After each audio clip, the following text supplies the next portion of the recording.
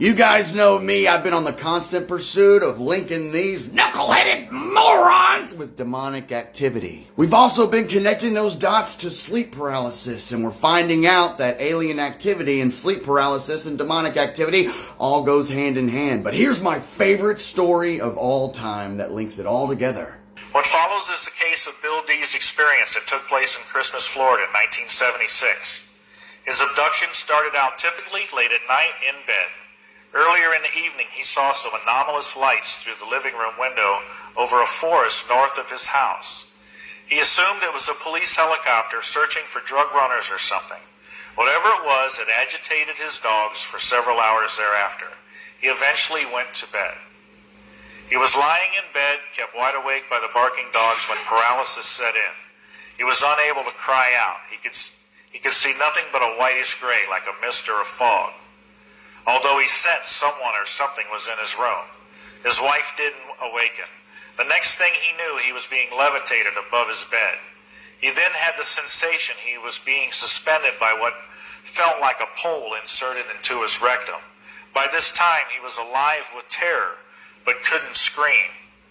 Here's where the story becomes very interesting. The following is an excerpt taken directly from the transcript of Mr. D's interview. I thought I was having a satanic experience, that the devil had gotten a hold of me and had shoved a pole up my rectum and was holding me up in the air. So helpless, I couldn't do anything. I said, Jesus, Jesus, help me, or Jesus, Jesus, Jesus. When I did, there was a feeling or a sound or something that either my words that I had thought or the words that I had tried to say or whatever had hurt whatever was holding me up in the air on this pole. And I felt like it was withdrawn, and I fell.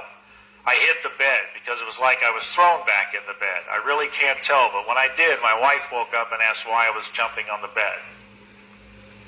Typical type of experience. I hear this many times, same scenarios. I have been telling my followers this entire time I've had sleep paralysis experiences where these entities looked a bit like the aliens that we hear about, and when I would think the name of Jesus, merely think it, they would have to depart from me as if they're under contract and cannot hear that name. Also, there are tons of cases of whistleblowers saying that they've been briefed before going into underground bases saying, hey, you're not allowed to say the name of Jesus down here beyond this point.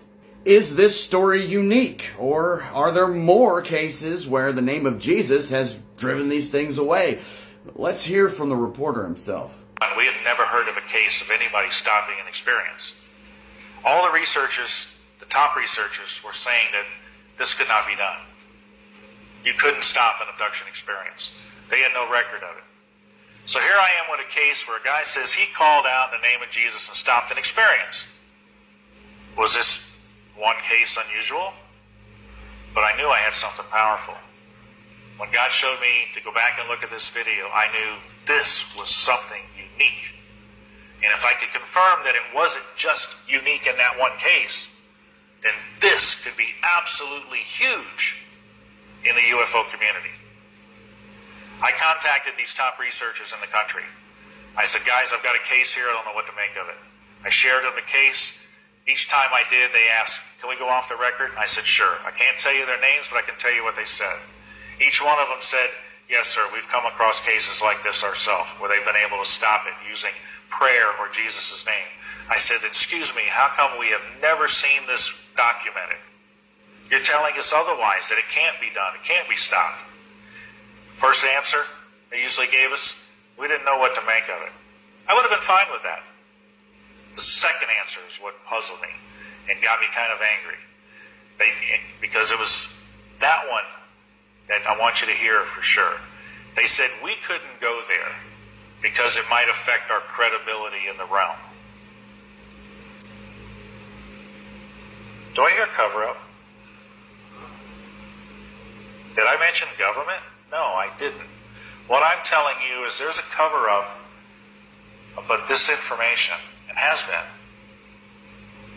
by the top researchers that you people rely on to hear the truth from.